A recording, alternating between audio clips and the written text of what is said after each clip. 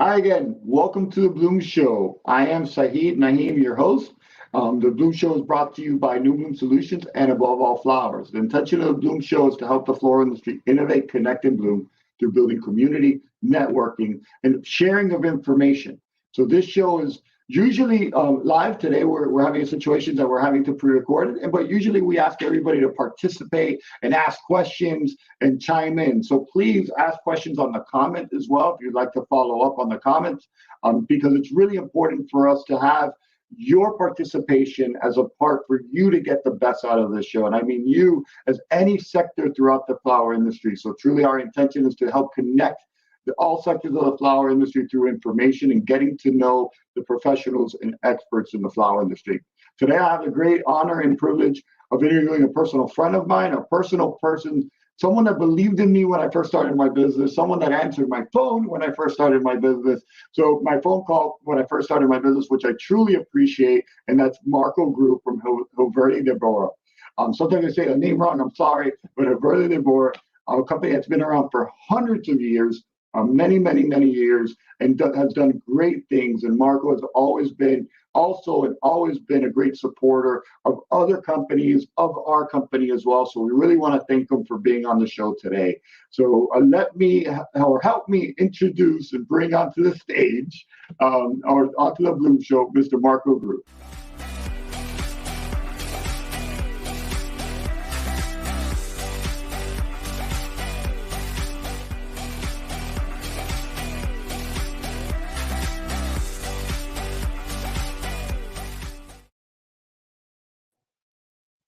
Well, that's quite an introduction. Thank you. I hope it did justice. I hope it did you justice. But again, thank you so much for answering my first phone call when I called you one day. Not knowing me from Adam, and that really supporting entrepreneurs in this industry is something we want to do more of, and we pay it forward.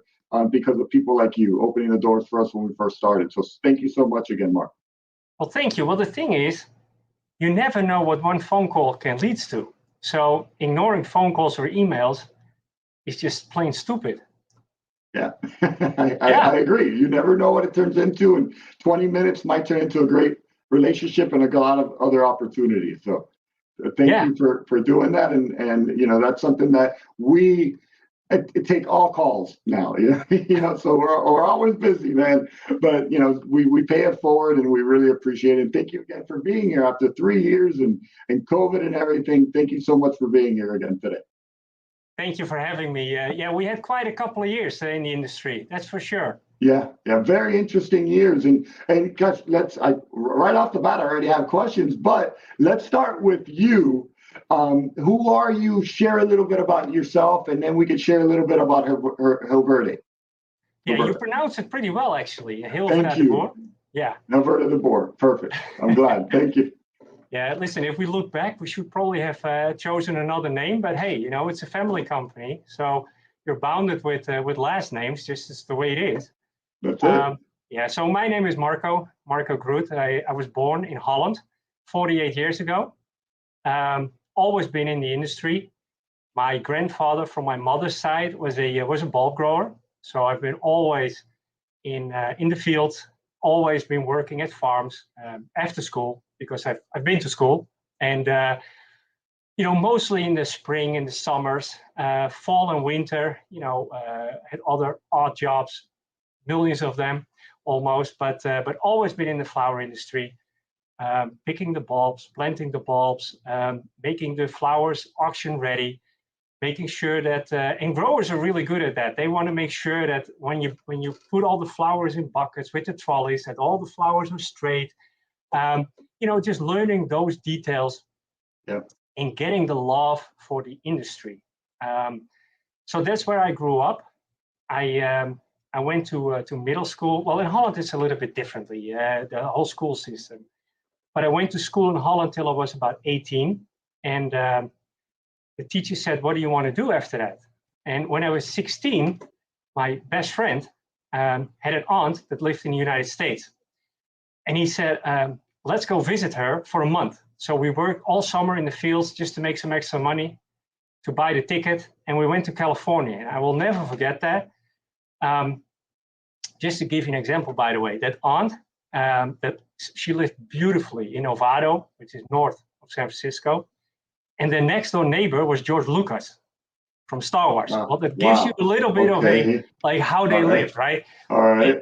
And that was my first impression of the United States. And I thought like, wow, this is it. But the point I'm trying to make is we landed in Oakland, California. And the minute I stepped my foot on the soil here in America, and I vividly remember that, something happened to me. And I'm not a very spiritual person, but something happened to me. And I felt home. That was the only feeling I had. I felt home. And that month changed my life. So I wanted to go to the United States, but I had to finish my school. So the dean, when I was 18 and my school was done in Holland, came to me, what do you want to do? And I told him, I want to go to the United States. And I had no clue how to do that. There was no internet back then. But this dean was a good dean. And I didn't know it back then. But like 2 months later, he came to me and I said, listen, I'm in contact with a professor in North Carolina, from the North Carolina State University. And they are taking 2 students from the Netherlands that want to study horticulture in the North Carolina State University at his program. And you have to be chosen. I'm sure you got a lot of competition, but give it a shot. This is your chance. Wow.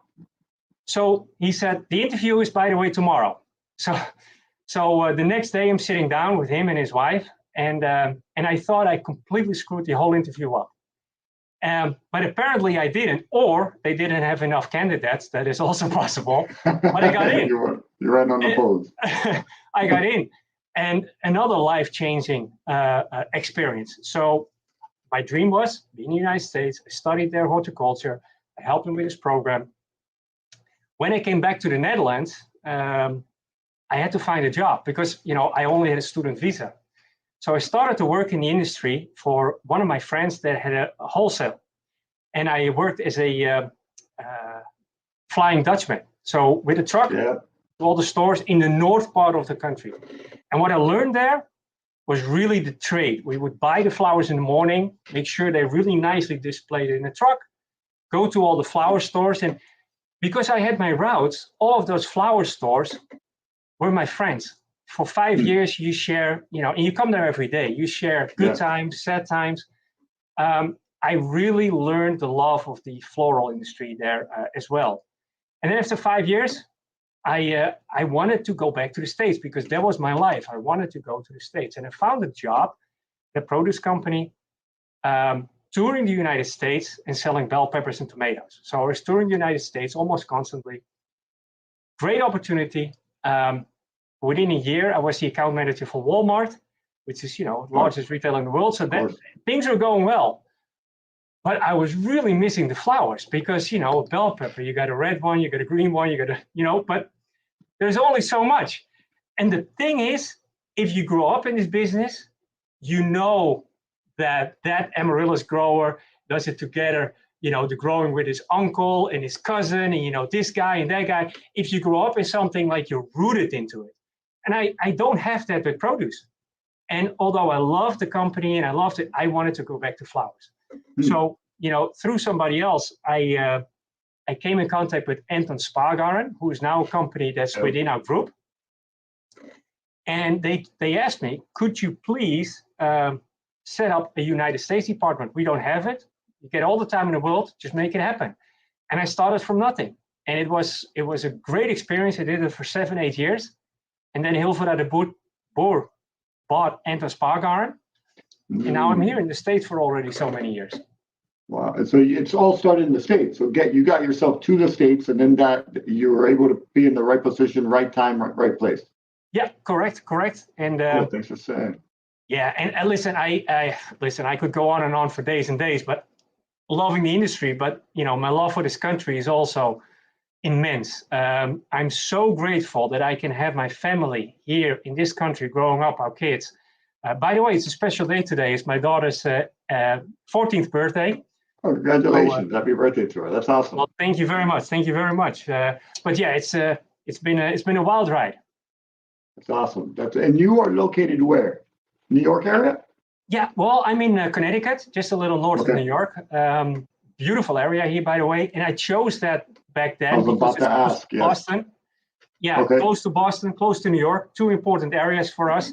And, through the years, we grew, we bring in flowers almost every day. Well, actually, we ship every day, but we have a different schedule for the different ports. But we bring into Chicago, New York City, Miami, Dallas, Los Angeles. And from there, we distribute all the flowers to the right channels. But we have people working from home throughout the whole country. And we have a little office here in Connecticut. That's kind of the center of the company. If we have something, people come here. But we're all over. And I know the company's been around. Hilverda has been around for more than 100 years. Yes. Right.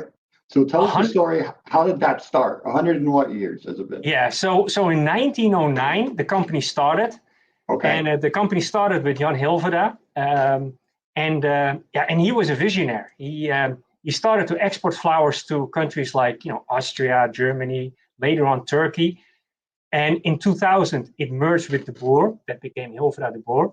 But a fun fact is that Hilverda De Boer, now as the company is, was the first company to bring in flowers abroad into the United States in 1923.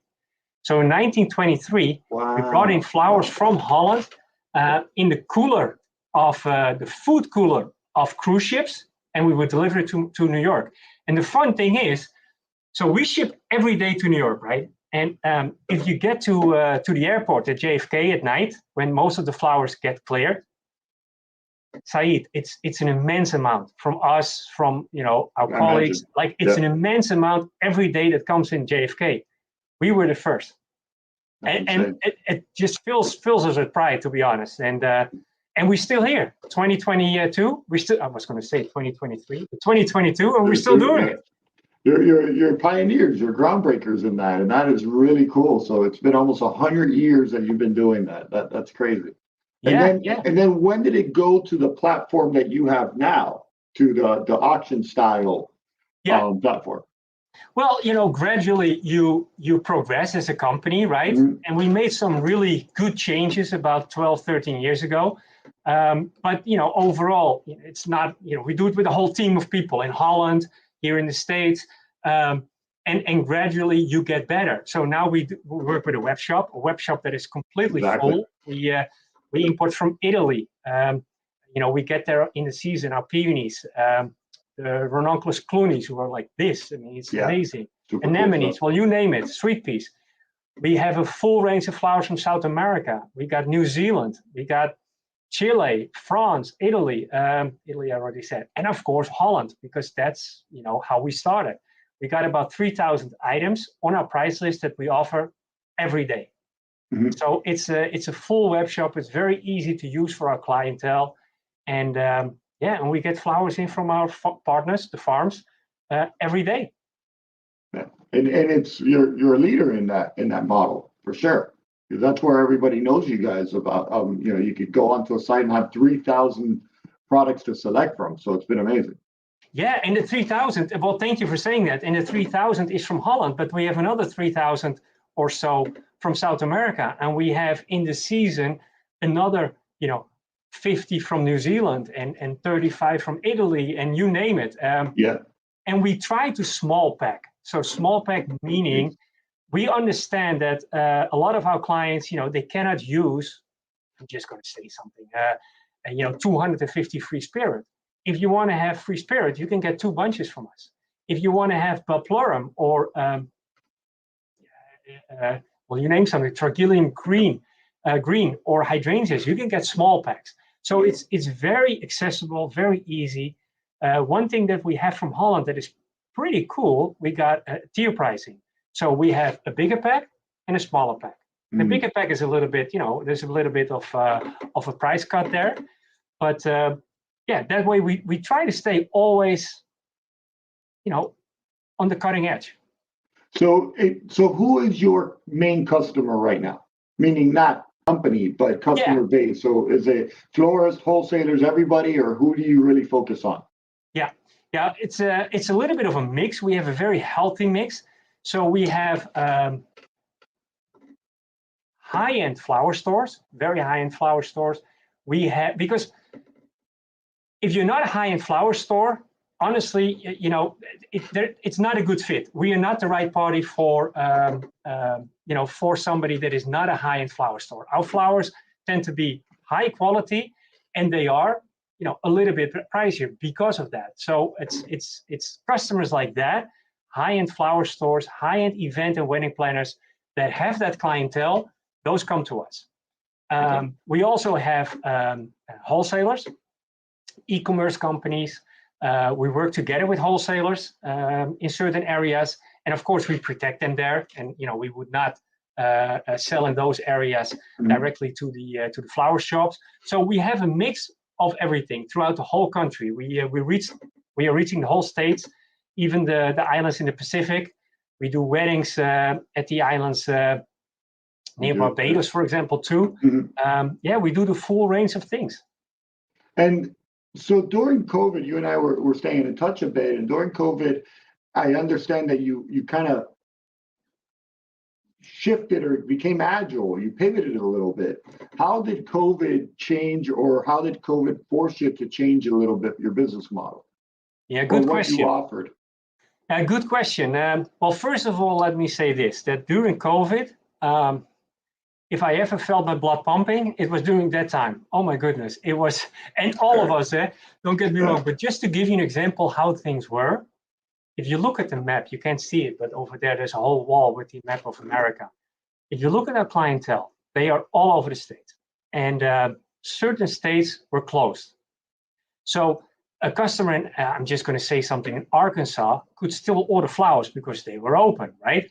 So they would order flowers, we would ship them, they're in the air, and then the state would close. And what are we going to do with the flowers? We're not going to send them to the customer because, you know, what are they going to do with it?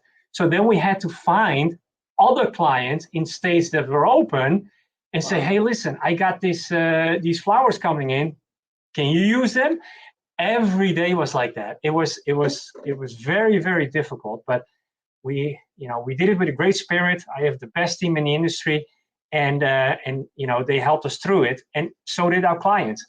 But to come back to your question, what we did, we started to offer more products, and we started to work on our web shop even harder to make sure that as soon as this was over, we used to have like 500 items from South America.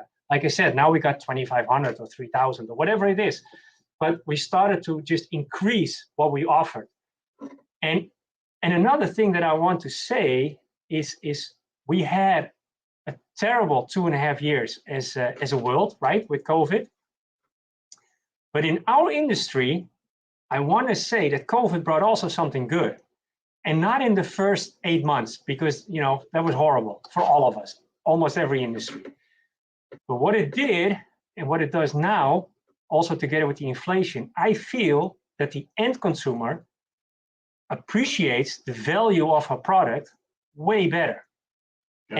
And if I listen to our clientele, they've been selling weddings and events for years at a loss, or maybe at a break even. And that's a shame, because it's, first of all, it's a huge risk. It's a lot of work for our clients, and it's their talent. Talent should be paid for. Like, you know, you're not working for free. I'm not working for free, nor should my customer be working for free. So I do feel that COVID, because of the higher freight prices, the higher flower prices, everything combined, but that goes for everything in the world right now, that the consumer finally understands and appreciates the product for what it is worth. And hopefully we can stay that way, because our clients' talent needs to be paid, and they don't need to work for free. That's ridiculous. And the other thing that I think that that COVID did is the consumer has been used to gifting products. You know, people could not go to their parents and grandparents. So what they did is they sent flowers. They stayed home. They wanted to, you know, to color up the place. So let's buy flowers. It doesn't matter where they buy flowers. If they buy it in the supermarket, it doesn't matter. Flowers, they need to be in front of people, because if it's in front of people, it becomes a regular commodity, and that's good for the whole industry. So I think, looking back, COVID helped our industry. And it sounds strange, but I really think on the long run, it did a good thing for us. And we see that. I just hope that we continue that momentum and realize that we're lucky to have that. Not lucky, that's the worst word, but we're lucky to have a positive reaction to it, because some industries and some businesses didn't even survive it. So we saw like you said, the customer had an experience with flowers. It made them feel better during COVID, and now they understand the value and are continuing to purchase them. So, with that flower feeling marketing campaign that Cal Flowers is doing, and the other things that Rio is working with, and things like that, hopefully we can continue that momentum and keep that going. So that's been totally great. Now, the other thing so I was talking about the pros, but there's also a con, obviously. And the con was and is that there's a humongous labor shortage. There were flight shortages, and that came into a lot of delays. And what our clientele, has learned, the hard way, unfortunately, because there's been a lot of delays from all over the world. And, it's not, nobody could help that. That's just the situation the world in. We have a labor shortage. And what people learned is build in a cushion. Build in a cushion of a day when you place your order. And that's been happening. And it used to be before COVID, if we had a delay, which happens a couple of times a year anyway. That's just, the nature of international shipping. But the world was falling apart for our clients if we would inform them like, hey, there is a delay, it's 24 hours, because they never used to build in that cushion. Now they're forced to do that. And of course, we ask them and we constantly remind them they need to do that. And things are going better. If there is a delay, customers say, okay, I factored that in, not a problem. So I feel the relationship between international shippers and the customer, the understanding between each other has become also better. Yeah, and we have seen that a lot as well. So that has been great, that the communication and most importantly, the collaboration and trust has started to increase, because I think that's a problem that our industry had for many years, that the florists weren't really believing the wholesalers weren't really believing the farm, and they get upset when you call it the farm. Yeah. So they weren't connecting with the farm. Now it's okay, it's in your face. These are facts. You're hearing it from 20 other people. Believe them, and let's collaborate and find a solution and figure out how to work together on this. So you are right. I love that. I love this conversation we're having, because we're taking the best things that came out of COVID and the lessons learned for the entire industry. It's a cool topic. It's a cool topic. Yeah. Well, thank you. You brought it up. Yeah, but you took it to another level. So thank you for that. And it's really look at the bright side of things. And we try to encourage that let's continue to see what got us here. Not that it was only COVID, but also innovation, collaboration, doing things differently allowed us to marketing, allowed us to have much more sales as well. It wasn't just a demand, but it was that people kind of pivoted a little bit and did things a little differently. True. Yeah. And also started communicating more with their florist. And you have people like Rio, for example, doing blogs, bringing their florist on and things like that. So you have much more of a collaboration now across all sectors, because we're forced into it, basically.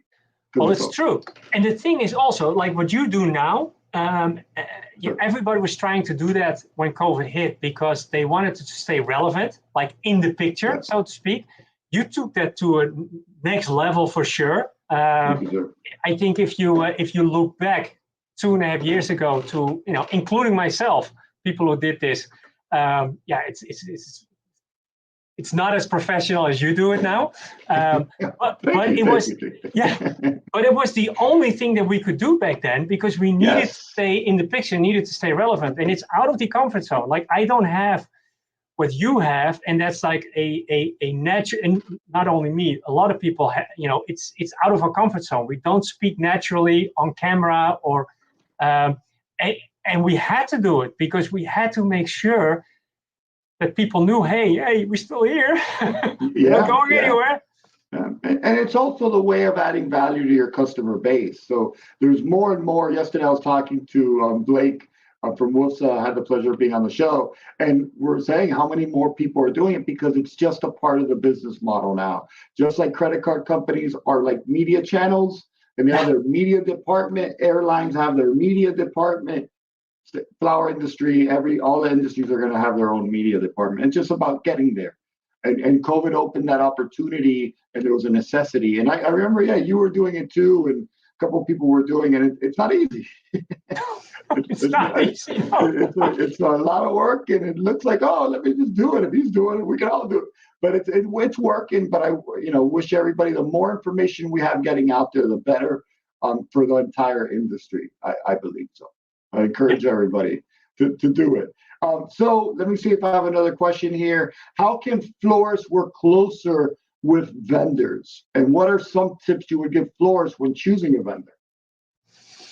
Well, first of all, find a vendor that understands the needs, what you're trying to, the value you're trying to give to your customer, to your end consumer. So you have to choose a vendor that is at the same level. That's why I said earlier in the conversation, we are not for everybody. And that's just an honest fact. We are not for everybody. And that's fine.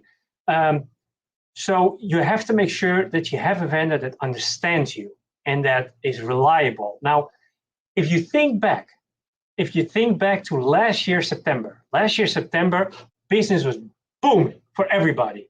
It was booming. I don't know if you remember, but there was a shortage of freight, and from South America, there was a shortage of white flowers. Yep. Everybody was busy.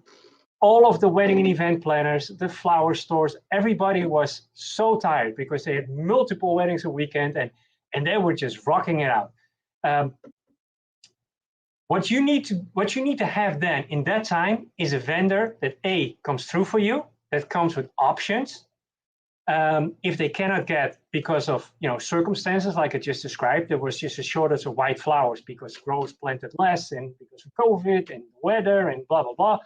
But if somebody comes through for you during those times, that's the vendor you want to choose. That sounds easy, but it's not, because what we've seen is that over the years, some flower stores or some wholesalers or it's always about the last 3 to 5 cents. And it's not, because those 3 to 5 cents that you're trying to bargain here and there is not going to help you in September when there's no flowers like last year. And you need somebody. So somebody that comes through for you, that is reliable, dependable. So for a flower shop, I would say get 2 really good and reliable vendors. One, your local wholesaler. The local wholesaler is important. And it sounds strange from my mouth because a local wholesaler, some could say that's like a competitor. Really, we're not. We're all in this industry, and it's all one big party almost. It's one big cake, and we can all eat from it. Pie, I should say, but we can all eat from it.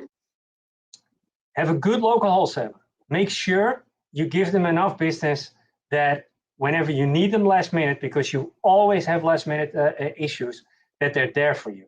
They have flowers on, on stock, on speculation, and they take that speculation for you, the customer. So make sure that your local wholesaler, that you have a good relationship with them.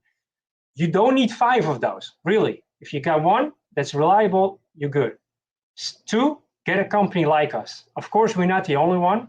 I can argue, but I think we're the best. I say that humbly, but I truly think we're doing a great job.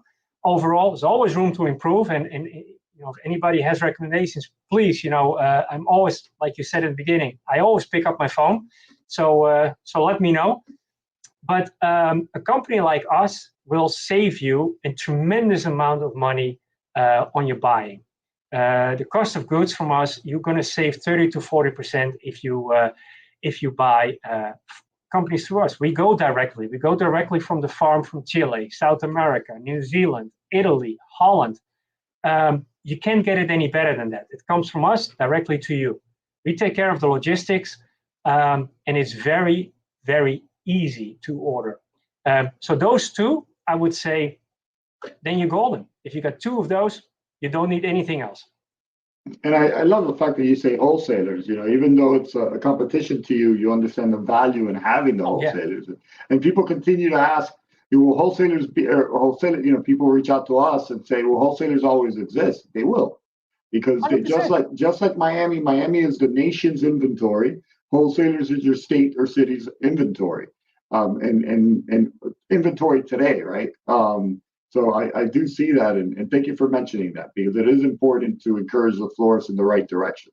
Yeah, no, absolutely. And the thing is also that the local wholesaler, like I said, they took a gamble in having flowers on speculation.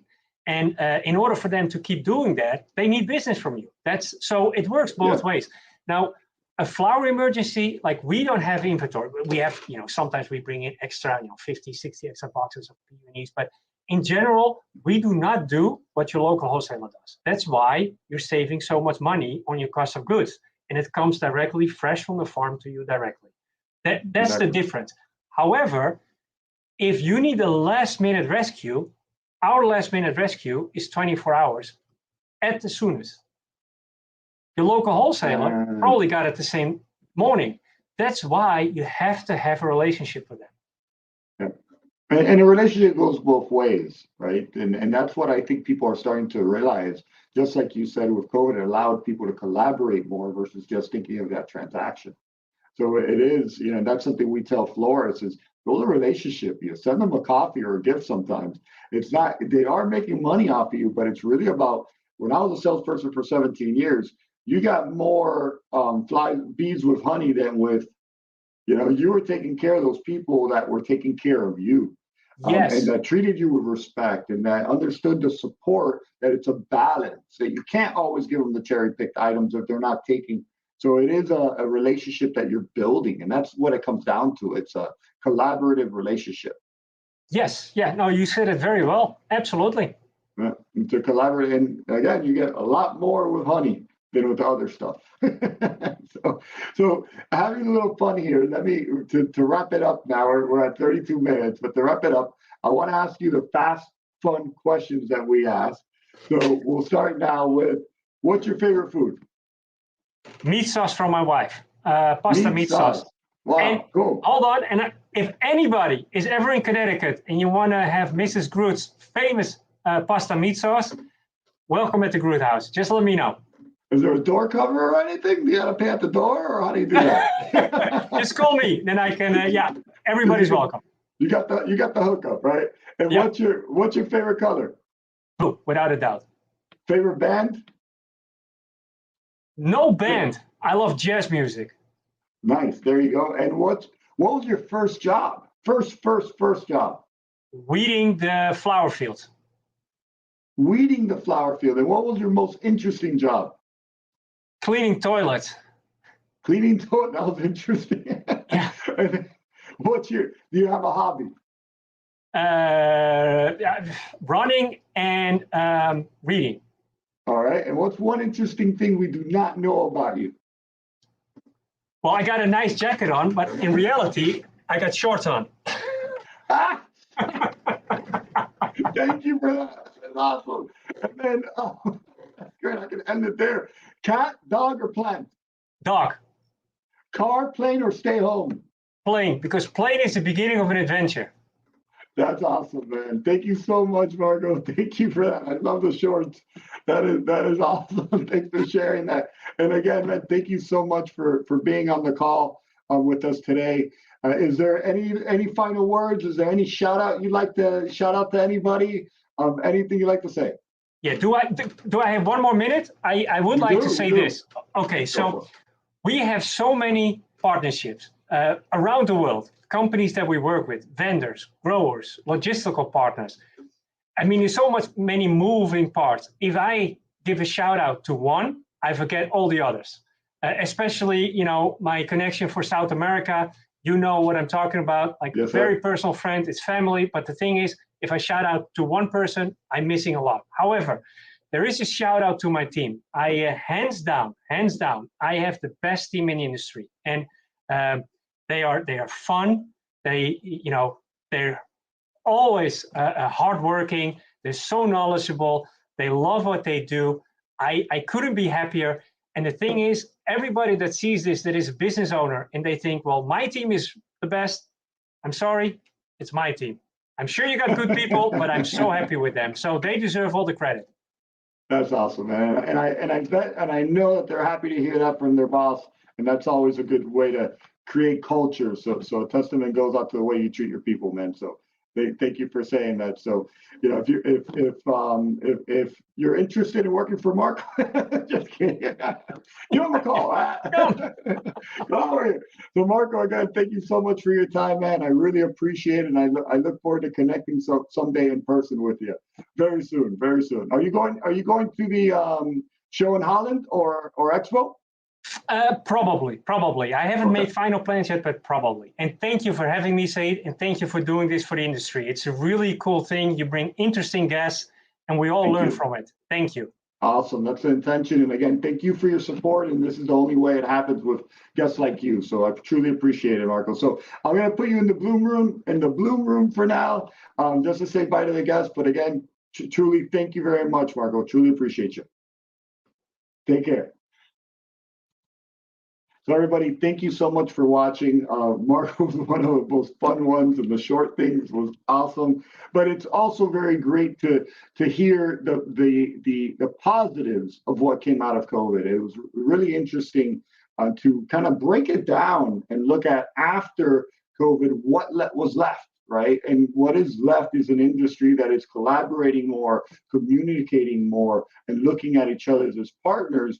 And then the florists also pivoted, you could say, on learning how to work with other vendors as well. And many other things came out of that. But it was a great experience to talk to Marco, a personal friend, and we really hope that you enjoyed it. Again, please make sure to subscribe, like, and comment if you like the show, and press a little alert key if you want to watch more shows. We do 2 shows a month. We do them on Tuesdays at 1 p.m. We call it the Tuesday Summer Hour Blues. So if you're bored at your desk and want to catch something to watch to keep you educated, informed, and get to meet other people at another level of the industry like Marco was short on, then tune in. It will be awesome to get you involved and tuned in. So thank you again, and see you next month. See you next show. So next show is the 12th. We're going to go with this one, and then on the 21st, 22nd as well. So see you there, and keep an eye on LinkedIn. Take care.